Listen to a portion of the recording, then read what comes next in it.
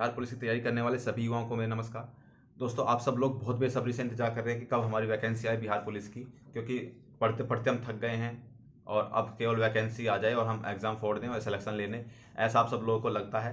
तो बहुत जल्द आप सब लोगों का इंतजार ख़त्म होने वाला है और बहुत जल्द आपकी वैकेंसी आने वाली है। जो मुझे खबर मिली है, जो मुझे पता चला है, अगर मैं उसको सच मानूँ तो इस महीने के लास्ट में या अगले महीने तक आपको वैकेंसी देखने के लिए मिल जाएगी, आपका नोटिफिकेशन आ जाएगा, आप फॉर्म फिल कर सकते हैं। लेकिन मैं ये कहता हूँ कि ये फिर भी 100% सही नहीं है। 100% कुछ भी सही नहीं होता, लेकिन एक पॉसिबिलिटी जताई जाती है, क्योंकि सरकार खुद इसको बहुत तेज़ी से निपटाना चाहती है इस भर्ती को, और बहुत जल्द इसकी वैकेंसी आ जाएगी और बहुत शॉर्ट टाइम में सारे प्रोसीजर कंप्लीट हो जाएगा। आप सब लोगों को तैयारी करने का टाइम नहीं मिलेगा अगर आपने तैयारी करना शुरू नहीं किया, क्योंकि बहुत सारे लोग तो अभी भी ये सोचते हैं कि नोटिफिकेशन आएगा तो ही तैयारी हम शुरू करेंगे। नहीं भाई, तैयारी करना शुरू कर दीजिए। जो बिहार के जो सिपाही हैं, जो बिहार के कांस्टेबल की तैयारी कर रहे हैं, उनके लिए वो कहते हैं कि बहुत सारे कमेंट, बहुत सारे मैसेज मेरे पास आते हैं कि सर आप बिहार एसआई के लिए तो बहुत सारी चीज़ें बताते हैं, बुक्स बताते हैं, टेस्ट सीरीज बताते हैं, लेकिन बिहार कांस्टेबल के लिए कुछ नहीं बताते। तो उनके लिए बताऊं, सबसे पहले प्रीवियस ईयर के जो लास्ट ईयर के क्वेश्चन पेपर से पहले उसको एनालिसिस करिए। उसमें आपको पता चलेगा किस टॉपिक से कितने क्वेश्चन और किस तरह के क्वेश्चन आते हैं। उससे आपका लगभग 40 से 50% एग्जाम तो वहीं क्लियर हो जाता है। तो उसके लिए मैं आपको बताता हूँ, ये द प्लेटफॉर्म नाम की बुक आती है, क्वेश्चन बैंक है इसमें 2010 से 2022 तक के लिए जितने भी लास्ट ईयर में पेपर हुए हैं बिहार पुलिस से रिलेटेड, सभी के क्वेश्चन पेपर इसमें हैं। और लास्ट ईयर का क्वेश्चन पेपर एनालिसिस करना बहुत ज़रूरी है आप सब लोगों के लिए। और इसका प्राइस भी बहुत ज़्यादा नहीं है, केवल 150 रुपये इसका प्राइस है, और बहुत अफोर्डेबल प्राइस में आपको बहुत अच्छी बुक मिल रही है। मार्केट से आप सब लोगों के लिए ऐसी ऐसी बुक मैं लाता रहता हूँ, आपको बताता रहता हूँ कि आपको किस बुक से पढ़ना चाहिए, किससे नहीं पढ़ना चाहिए। तो आप इस बुक को ला सकते हैं, इसको पढ़ सकते हैं, अच्छी बुक है मेरे हिसाब से। अब मैं आपको एक कहानी सुनाता हूँ। दो लोग होते हैं, ए और बी। एक कंडीशन ऐसी थी घर की, उसने फॉर्म डाला, बी ने भी वही फॉर्म डाला। एक ही कंडीशन ऐसी थी कि वो मजदूरी करता था, वो नहीं, उसे घरवाले मजदूरी करते थे, और उसने फॉर्म डाल दिया। उसको लगता था कि मुझे गरीबी में नहीं रहना है, मुझे आगे बढ़ना है। बी की कंडीशन क्या थी, वो खुद मजदूरी करता था, खुद पैसे कमा करके खुद पढ़ता था। उसको ये पता था कि मैं पूरी ज़िंदगी मजदूरी में नहीं काट सकता हूँ, तो मुझे ऊपर उठना है, अपनी लाइफ को एक बेटर स्पेस देना है। तो दोनों ने एक सेम फॉर्म डाला, दोनों पढ़ते भी साथ थे। क्या होता है कि जो ए होता है वो सोचता है कि यार ये वाली वेब सीरीज या ये वाली मूवी बहुत अच्छी आई है आज, तो चलिए एक काम करते हैं, ये मूवी देख लेता हूँ, ठीक है। और ये केवल हम लोगों की मेंटेलिटी ऐसी होती है कि केवल ये वाली मूवी या ये वाली वेब सीरीज देखूंगा, उसके बाद मैं सिर्फ पढ़ाई पे फोकस करूंगा, फिर उसके बाद कोई मूवी या वेब सीरीज नहीं देखूंगा। ये मैं आपको एक एग्जाम्पल, एक कहानी बता रहा हूँ, ये रियल कहानी है, सुनिएगा जरूर। उसके बाद वो सोचता है नहीं नहीं यार, मुझे पढ़ना है, मुझे पढ़ना है, तो मैं मूवी वूवी नहीं देखूंगा। 2 घंटे उसके ऐसे ही चले जाते हैं, ये सोचने में कि मूवी देखूं या ना देखूं, पढ़ूं या मूवी देखूं। तो उसने सोचा कि टाइम वेस्ट करने से अच्छा मैं मूवी देख लेता हूँ, ठीक है, और फिर उसके बाद पढ़ना स्टार्ट करूंगा, फोकस करूंगा पढ़ाई पे। 2 घंटे उसने वेस्ट कर दिए। फिर 3 घंटे की उसने मूवी देखी। मूवी देखने के बाद उसको 2 घंटे तक उसके दिमाग में यही घूमता रहा कि उसने ऐसे फाइट सीन किया था, उसने, उसका ये वाला डायलॉग था, उसकी एक्टिंग बहुत अच्छी थी, उसमें ये था, उसमें वो था। तो कुल मिला के 2 2 4 और 3 7 घंटे वेस्ट किए उसने अपने मूवी देखने में, और फिर वो पढ़ना स्टार्ट किया उसने।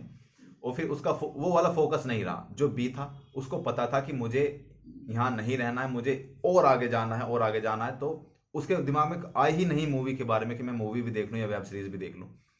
उसके दिमाग में सिर्फ ये था कि मेरा इतना सिलेबस कवर हो गया, इतना नहीं हुआ है, मुझे ये वाला टॉपिक अभी रहेगा, ये वाला पढ़ना है। तो अब ये बताइए आप, इन दोनों में सिलेक्शन किसका होगा, ए का या बी का? दोनों सीरियस स्टूडेंट हैं, तो आप इसमें से सीरियस किसको बोलेंगे, ए को या बी को?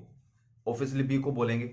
तो अगर आप बी टाइप में से हैं तो आपका सिलेक्शन 100% हो गया, मैं लिख के देता हूँ। और अगर आप ए टाइप में हैं तो आप सुधर जाइए, बी टाइप वाला बन जाइए। अगर आप ए टाइप में आते हैं ना, तो आपका सिलेक्शन बहुत मुश्किल है दोस्त। ये बात कड़वी है लेकिन सच यही है, बहुत मुश्किल है। पढ़ने के लिए, सिलेक्शन छीनने के लिए लोगों से कंसंट्रेशन, फोकस बनाना पड़ता है, सब चीज़ों से कटना पड़ता है, समाज से भी, यारों दोस्तों से भी, ये मूवीज़, वेब सीरीज, ये रील्स वगैरह, इन सब से कटना पड़ता है, सोशल मीडिया से अलग होना पड़ता है, तब आप सिलेक्शन ले पाते हैं। ये एक छोटी बात है लेकिन इसका इम्पैक्ट बहुत बड़ा होता है हमारे माइंड पर। हमारे माइंड जब डिस्ट्रैक्ट हो जाता ना है चारों तरफ, इस सोशल मीडिया पे, इस वाली वेब सीरीज पे, इस वाली चीज़ पे, इस वाली चीज़ पे, पढ़ाई पे, तो हमारा सिलेक्शन नहीं हो पाता है। ये जो एज है ना आप सब लोगों की, ये एक ऐसी एज है कि अगर आपने एक बार फोकस कर लिया तो आप उसमें 100% सिलेक्शन ले जाएंगे। चाहे वो कोई भी फील्ड हो, चाहे वो कुछ भी हो, आप उसमें 100% सक्सेस हो जाएंगे। तो क्यों ना हम पढ़ाई के क्षेत्र में ही अपना पूरा फोकस लगाएं, पढ़ाई की डायरेक्शन में ही अपना पूरा फोकस लगाएं। इन आलतू फालतू की चीज़ों से बाहर क्यों नहीं जा पाते हैं? तो इस चीज़ को इग्नोर करना सीखिए। जैसे यार दोस्तों के साथ घूमना है, मौज मस्ती करनी है, मूवी देखनी है, अभी थोड़ी देर बाद पढ़ेंगे, कल पढ़ेंगे, अभी रात में सो जाता हूँ, सुबह उठ के पढ़ेंगे, फिर सुबह उठा नहीं जाता है। ये कब तक चलेगा? क्या ऐसे सिलेक्शन हो पाएगा आपका? नहीं हो पाएगा। तो सिलेक्शन लेने के लिए क्या ज़रूरी है? सिर्फ फोकस और कंसंट्रेशन बहुत ज़्यादा ज़रूरी है सिलेक्शन लेने के लिए। हमेशा दिमाग में हमारे यही चलता होना चाहिए कि मेरा इतना सिलेबस रह गया, इतना कवर हो गया, इतना मुझे और करना है।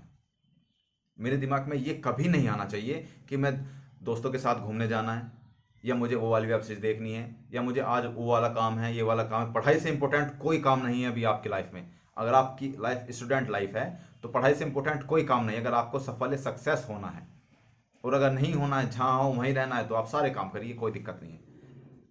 डिसीजन आपको लेना है, आपको इतनों में आना है या इतनों में आना है, जो मैंने शुरुआत में बताया था। डिसीजन आपको लेना, और आप ही डिसीजन ले पाएंगे। मैं सिर्फ आपको बता सकता हूँ कि आपकी, मैं ये सच्चाई बता रहा हूँ आपके दिमाग की। ये मेरे साथ भी होता था, लेकिन क्या कि अगर समय से कंट्रोल नहीं किया गया ना ये सारी चीज़ें, तो आपको डिस्ट्रैक्ट हो जाएगा और आप नहीं ले पाएंगे सिलेक्शन। आसान काम नहीं है सिलेक्शन लेना कि हमने उठाया 2-3 घंटे पढ़ा और 2-4 महीने पढ़ा सिलेक्शन ले लिया। नहीं, जैसे शेर के मुंह से निवाला निकालना होता है ना, सिलेक्शन लेना सेम वैसे ही है। हर चीज़ भूलना पड़ता है पढ़ाई के अलावा। तो भूल जाओ यार हर चीज़, अगर तुम्हें सक्सेस चाहिए तो। एक एक जॉब ले लो, उसके बाद फिर खूब मौज मस्ती करना, खूब आनंद करना। दिक्कत यह है कि ये जो एज है हमारी, इसी एज में हमें मौज मस्ती भी करनी होती है, इसी एज में हमें पढ़ना भी होता है। अब दोनों में कॉन्फ्लिक्ट होता है कि हम मौज मस्ती करें या पढ़ें। तो कुछ लोग तो ये सोचते हैं कि ये उम्र है मौज मस्ती करने की, फिर मौज मस्ती कब करेंगे हम? तो ये उम्र भी तो है पढ़ने की, पढ़ने की भी तो उम्र है। अगर आप अब नहीं पढ़े तो फिर कब पढ़ेंगे? और फिर जब टाइम निकल जाएगा ना हाथ से, तो फिर आप रोएंगे। बहुत बच्चे रोते हैं कि काश हम उस टाइम में पढ़ लिए होते तो कहीं और होते, हमारा जीवन कुछ और होता। तो उस चीज़ को बाद में ना रो, ठीक है? पहले ही थोड़ा सा रो लो, पहले ही थोड़ी सी मेहनत कर लो, पहले ही थोड़ा सा रात भर जाग लो, पहले ही दोस्तों से दूर हो जाओ। मैं ये नहीं कहता कि बिल्कुल सेपरेट है, बिल्कुल दूर हो जाओ, नहीं। बहुत लिमिटेड वास्ता रखो हर चीज़ से। वास्ता रखना है तो बुक से रखो, नोट से रखो, पढ़ाई से रखो, वही आपको। और जब आप उस लेवल पे पहुंच जाएंगे, जब आप सिलेक्शन ले लेंगे ना, तो ये सारी चीज़ें आपके पास खुद खिंची चली आएंगी, खुद ये सारी चीज़ें आपको घेर लेंगी। तो सिलेक्शन एक कितनी बड़ी चीज़ होती है। तो मिलते हैं अगली वीडियो में। पढ़ना जारी रखिएगा, आपकी वैकेंसी बहुत जल्द आने वाली है। मिलते हैं अगली वीडियो में, तब तक के लिए जय हिंद।